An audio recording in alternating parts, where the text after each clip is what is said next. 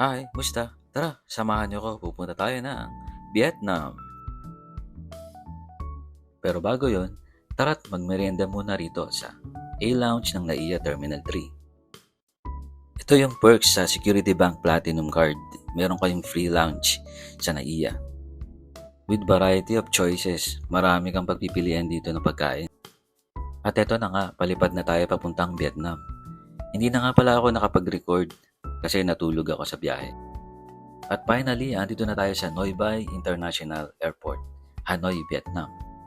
Pumila ng 1 oras, then ayun.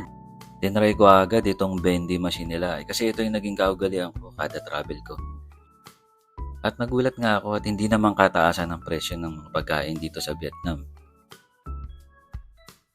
From Terminal 2, mayroong free shuttle bus papuntang Terminal 1 dahil doon ako nag-book ng sleeper bus papuntang Sapa, Vietnam. Oo, Sapa, Vietnam nga.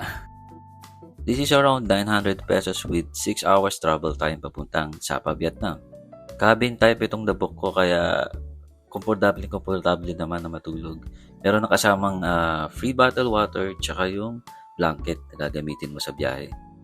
At napakalamig ng bus nila kaya halos na-enjoy ko yung buong trip. Nakatulog din ako ng 3 oras. At finally, andito na nga ako sa hotel na ibinok ko. This is 1,900 pesos, 1 day, 1 night stay. Ito na yata yung pinakasulit na hotel na nabook ko. Mayroon ng mountain view, tapos may free breakfast pa sa umaga. Ito pala yung lobby nila. Malit lang siya pero napaka-classy. Ito yung pinaka-cafeteria area nila kung saan dyan ka mag-breakfast. At mayroon din silang jacuzzi dito sa rooftop nila. Kasama na itong mountain view, yung bulubundukin ng Sapa, makikita nyo.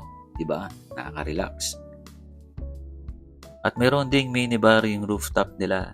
So kung gusto mong mag-chill and relax, o diba? Kahit pa paano. But unfortunately, sarado siya nung nag-book kami. Under maintenance yung rooftop nila.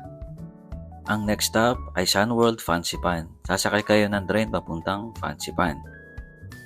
With the amazing views, sobra napakaganda. At pagkatapos, sasakay kayo dito ng cable car papuntang Fancy Pan Summit. Nakaka-amaze yung 360 views dito sa cable car. May enjoy nyo talaga to. At sobrang napakalamig pala dito sa taas. Hindi ko ina-expect yun. Buti na lang may jacket akong dala. Hanggang 3 minutes lang tong video eh. So paano? Hintayin nyo lang yung next video ko. O kaya naman, puntahan nyo yung YouTube vlog ko. Nakalink naman sa